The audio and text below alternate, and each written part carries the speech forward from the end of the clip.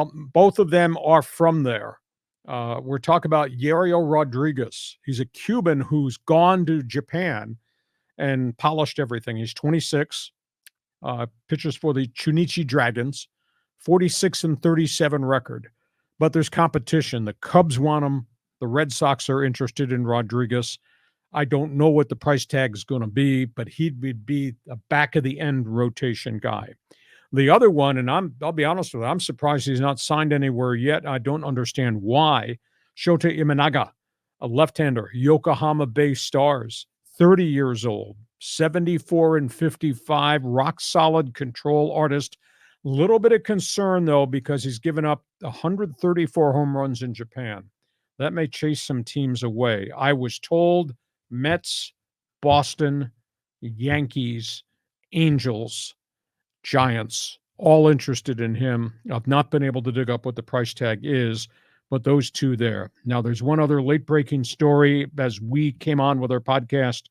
The Yankees, in contact with Blake Snell, reportedly are making an offer through this weekend to try to get him signed. Scott Boras' client. Boras represents Soto. Yankees' history of dealing with Scott Boras. And suddenly the marketplace for Blake Snell has kind of jumped up. So do you think they go back abroad, or do you think they stay at home and spend whatever they can spend to rent a guy like a Michael Wacha, like they did with Seth Lugo? Yeah, they're going to have to make some interesting moves here to fill in, like you say, 4 and 5. I'm wondering if Vasquez or Brito might be, they came in the Soto deal, if they might be able to fill some of those spots. But Preller is plotting, and his guys are, wringing their hands and making phone calls, and something's going to happen, and it's going to be boom, boom, boom, like when they signed Darvish and traded for Snell, and that was a few years ago. The Imanaga guy, it was interesting. You said he was from the Bay Stars, and that's who Bauer pitched for. And remember, Bauer had that cryptic tweet about like teams contacting him, asking their opinions on guys he's working out. I wonder if they were talking about Imanaga.